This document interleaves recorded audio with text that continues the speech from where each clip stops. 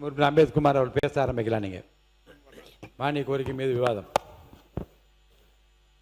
மாண்புமிகு பேரவைத் தலைவர் அவர்களே, பகுத்தறிவு பகலவன் தந்தை பெரியார், புரட்சியாளர் அண்ணல் அம்பேத்கர், பேரறிஞர் அண்ணா இவர்களை வணங்கி என் உரையை துவங்குகிறேன்.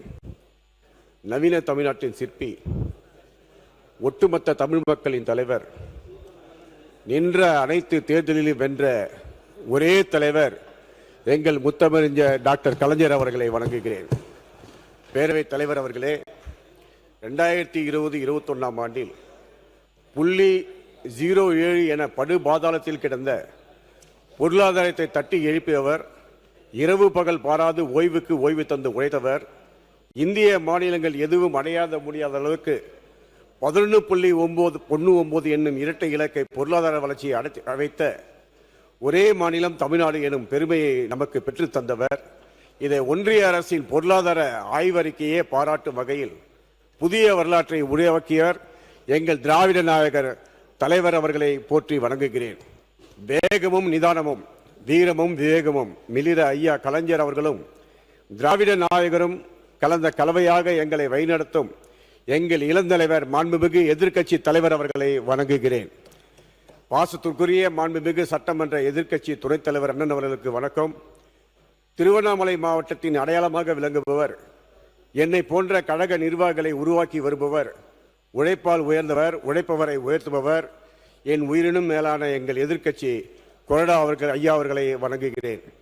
இந்த பேரவையில் துணை கொறடா அவர்களுக்கும் என வணக்கம். இந்த பேரவை மண்டபத்தில் எனக்கு தொடர்ந்து 2016, 2021, 2026 என மூன்றாவது முறையாக பேசுகின்ற வாய்ப்பினை வழங்கிய வந்தவாசி தொகுதி வாக்காளர் பெருமக்களுக்கும், என்னுடைய வெற்றிக்காக பாடுபட்ட திருவண்ணாமலை வடக்கு மாவட்ட கழக செயலாளரும் ஆரணி பாராளுமன்ற உறுப்பினருமான என் அருமைக்குரிய அண்ணன் MST அவர்களுக்கும், தலைமை செயற்குழு உறுப்பினர் என் அருமைக்குரிய ஐயா பெரியவர் அவர்களுக்கும், ஒன்றிய நகர பேரூர் கழக மற்றும் கிளை கழக நிர்வாகிகள் அனைவருக்கும், ஏனைய அணி அமைப்பாளர்கள் துணை அமைப்பாளர்கள் அனைவருக்கும் என் அன்பார்ந்த வணக்கத்தை தெரிவித்துக் கொண்டு, கூட்டணி கட்சியின் தலைவர்கள் தோழர்கள் அனைவருக்கும் எனது நெஞ்சார்ந்த நன்றியையும் வணக்கத்தையும் தெரிவித்து என் உரையை துவங்குகிறேன். இன்று தொழில்துறை மானிய கோரிக்கைகள் பேச வாய்ப்பளித்த மாண்புமிகு பேரவைத் தலைவர் அவர்களுக்கும் மற்றும் மாண்புமிகு முதலமைச்சர், மாண்புமிகு அமைச்சர்கள், மாண்புமிகு பேரவை உறுப்பினர்கள் அனைவருக்கும் என் வணக்கத்தை தெரிவித்துக் கொள்கிறேன். இந்த பேரவையின் எதிர்க்கட்சி கொறடா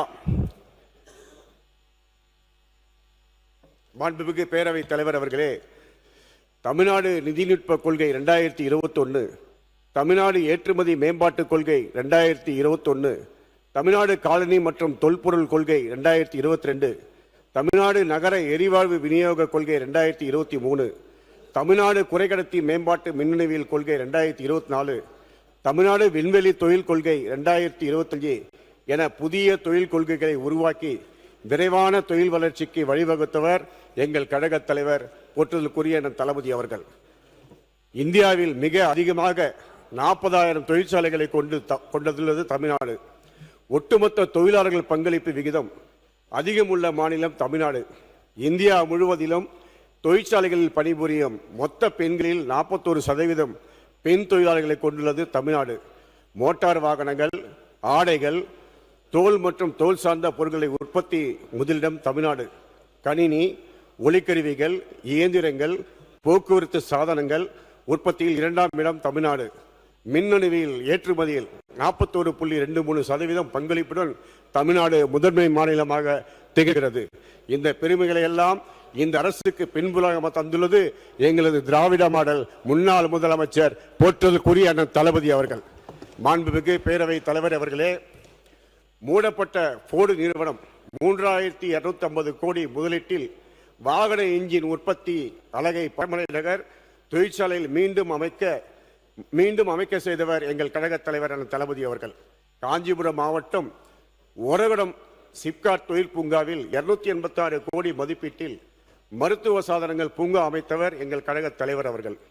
வல்லம் வடகாலில் 18,000 பெண் தொழிலாளர்கள் பாதுகாப்புடன் தங்கிட 705 கோடி மதிப்பீட்டில் குடியிருப்புகளை உருவாக்கியவர் எங்கள் கழக தலைவர் போற்றுதலுக்குரிய தளபதி அவர்கள். 2573 கோடி முதலீட்டில் 39,500 இளைஞர்களுக்கு வேலைவாய்ப்பு வழங்கும் தைவான் நாட்டு காலணிகள் உற்பத்தி தொழிற்சாலைக்கு அடிக்கல் நாட்டி தொடங்கி வைத்தவர் கழகத் தலைவர் அண்ணன் தளபதி அவர்கள். தொழிற்பூங்காவில் 4,434 கோடி முதலீட்டில் 3000 இளைஞர்களுக்கு வேலைவாய்ப்பு வழங்கும் டாடா சோலார் நிறுவனத்தின் சூரிய மின்கல உற்பத்தி தொழிற்சாலையை தொடங்கி வைத்தவர் எங்கள் கழகத் தலைவர் அண்ணன் தளபதி அவர்கள். திருவண்ணாமலை, உதகமண்டலம், காரைக்குடி, ராசிபுரம், கரூர், புதுக்கோட்டை, விருதுநகர் முதலிய 11 இடங்களில் மினி டைட்டில் பூங்காக்கள் உருவாக்கப்பட வழிவகுத்தவர் கழகத் தலைவர் போற்றுதற்குரிய நம் தளபதி அவர்கள். பட்டாபிராமில் 21 தளங்கள் கொண்ட மாபெரும் டைட்டில் பூங்காவினை திறந்து வைத்தவர் கழகத் தலைவர் நம் தளபதி அவர்கள்.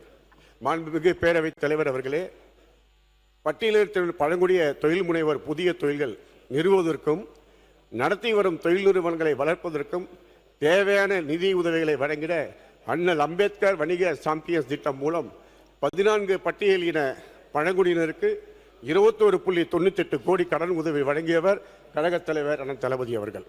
உப்பள தொழிலாளர்கள் நலனை கருத்தில் கொண்டு மழைக்காலத்தில் ஒவ்வொரு தொழிலாளர் குடும்பத்திற்கும் ரூபாய் 5000 வீதம் 24.86 கோடி நிதி வழங்கி 49,701 குடும்பங்களுக்கு துணை புரிந்தவர் எங்கள் கழகத் தலைவர் அண்ணன் தளபதி அவர்கள். மாண்புமிகு பேரவைத் தலைவர் அவர்களே,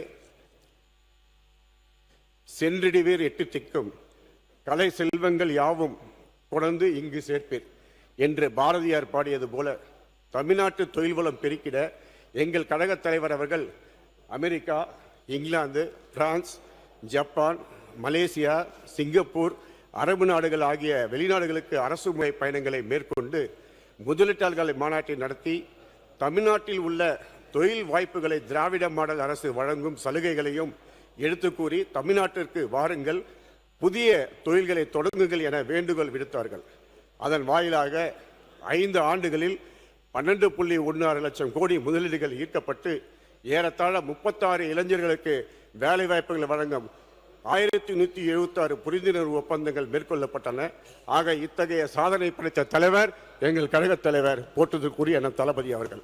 மாண்புமிகு பேரவைத் தலைவர் அவர்களே, சென்னையில் 2024 ஜனவரி 7, 8 ஆகிய நாட்களில் உலக முதலீட்டாளர்கள் மாநாடு நடைபெற்றது.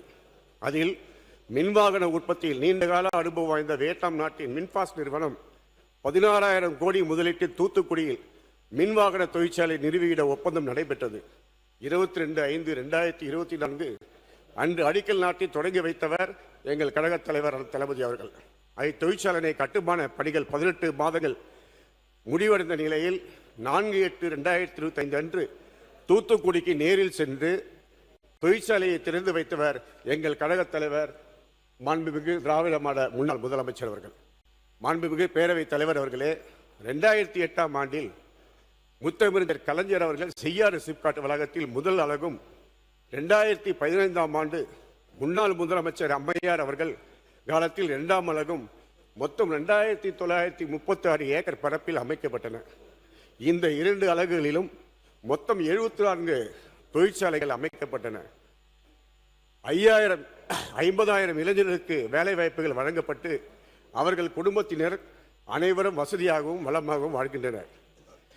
செய்யாறு சிப்காட் நிறுவனத்தின் 3ஆம் அலகினை உருவாக்கிட மாண்புமிகு தமிழ்நாடு முன்னாள் முதலமைச்சர் அண்ணன் எடப்பாடியார் அவர்கள் 2019ஆம் ஆண்டில் நில எடுப்பு தொடர்பாக விளம்பரம் ஒன்றை வெளியிட்டு நடவடிக்கை மேற்கொண்டார். நில எடுப்பு பணிகளை மேற்கொள்ள ஒரு மாவட்ட வருவாய் அலுவலர், 8 சிறப்பு வட்டாட்சியர் பணிகளை நியமனம் செய்யப்பட்டு நில எடுப்பு பணிகள் தொடர்ந்தது. இந்நிலையில் 2021ஆம் ஆண்டு சட்டப்பேரவை தேர்தலுக்கு பின் ஆட்சி மாற்றம் ஏற்பட்டது. அண்ணன் எடப்பாடியாரின் நடவடிக்கைகளை தொடர்ந்து நில எடுப்பு பணிகள் எங்கள் ஆட்சியிலும் நடைபெற்றது. விரிவாக்கத்திற்கு தேவைப்பட்ட 3174 ஏக்கர் நிலம், அதில் அரசுக்கு சொந்தமான நிலம் 325 ஏக்கர், தரிசு நிலம் 1200 ஏக்கர், குவாரி நிலம் 240 ஏக்கர். இந்த நிலங்களில் 1836 பட்டாதாரர்கள், இவர்களில் ஒப்புதல் அளித்த 90% மேலானவர்கள் உரிய நிவாரணத் தொகை பெற்று வந்தார்கள். இந்த நிலையில் அரசுக்கு எதிராக திருவண்ணாமலை மாவட்டத்தை சேராத கிருஷ்ணகிரி மாவட்டம் ஓசூர் பகுதியை சேர்ந்த அருள் ஆறுமுகம் என்பவர் வியாபார நோக்கத்தில் அப்பகுதி மக்களை தூண்டிவிட்டு போராட்டத்தில் ஈடுபட செய்தார். அதன் காரணமாக அவள் மீது அரசு சட்டப்பூர்வமான நடவடிக்கை எடுத்தது. ஆனால் எங்கள் மாவட்டத்தை படித்த இளைஞர்கள் புதிய தொழிற்சாலைகளை வர வேண்டும், அப்போதுதான் எங்களுக்கு வேலை வாய்ப்புகள் கிடைக்கும், நாங்களும் வாழ்க்கையில் முன்னேற வேண்டும் என்றெல்லாம் 5000க்கும் மேற்பட்டவர்கள் போராட்டம் நடத்தினார்கள். இந்நிலையில் ஆட்சி மாற்றத்திற்கு பின் எங்கள் மாவட்டத்திற்கு தொழிற்சாலைகள் வரக்கூடாதா, செய்யாறு சிப்காட் தொழில் வளாகத்தில் 3ஆம் அலகு தேவையில்லை என போராடியவர்களுடன் சேர்ந்து எங்கள் மாவட்டத்தின் பொறுப்பு அமைச்சரான மாண்புமிகு பொதுப்பணித்துறை அமைச்சர் அவர்கள் பச்சை துண்டு அணிந்து கொண்டு அவர்களுடன் புகைப்படத்தை எடுத்துக்கொள்வது எந்த ஆட்சியில் இந்த வகையில் நியாயம்?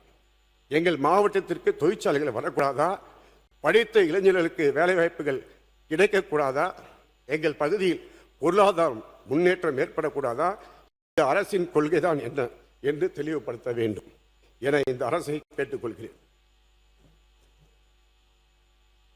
மாண்புமிகு பேரவைத் தலைவர்களே, அரசின் தாவேக அரசின் 100 நாள் ஆட்சி சாதனைகள் 2026 மே 10ஆம் தேதி முதல் 104 புரிந்துணர்வு ஒப்பந்தங்கள் போடப்பட்டதாகவும் 1,02,514 கோடி முதலீட்டுகள் உறுதிமொழிகளை பெற்றுள்ளதாகவும் 2026-27 கொள்கை விளக்க குறிப்பு பக்கம் 33 குறிப்பிடப்பட்டுள்ளது. இந்த புரிந்துணர்வு ஒப்பந்தங்கள் மூலம் எந்தெந்த இடங்களில் எந்தெந்த தொழிற்சாலைகள் அமைக்கப்படும், எந்தெந்த தொழிற்சாலைகளை எவ்வளவு முதலீடு செய்ய அரசு உறுதியளித்துள்ளன. 13/8/2026 அன்று தமிழ்நாடு முதலீட்டாளர்கள் மாநாடு நடைபெற்றது. அந்த மாநாட்டில் தொலைக்காட்சி நிருபர்களோ பத்திரிகையாளர்களோ அனுமதிக்கப்படாமல் ரகசியமாக ஒரு சினிமா ஷூட்டிங் போல் நடைபெற்றுள்ளது. முதலீட்டாளர்கள் யார் யார் என்பதை பொதுமக்கள் அறியக்கூடாதா? சினிமா ஷூட்டிங் கிளைமாக்ஸ் என்ன என்று தொழில்துறை அமைச்சர் அவர்கள். மாண்புமிகு பேரவைத் தலைவர் அவர்களே, சினிமா ஷூட்டிங், ரகசியம், இதெல்லாம் தேவையில்லாத வார்த்தை. நம்ம இதுக்கான விளக்கம் வெளியேவும் சொல்லிட்டோம், உள்ளேயும் சொல்லிட்டோம். மறுபடியும் அதையே ரீஹைட்ரேட் பண்ணி பேசுறதுல எந்த ஒரு பிரயோஜனமுமே கிடையாது.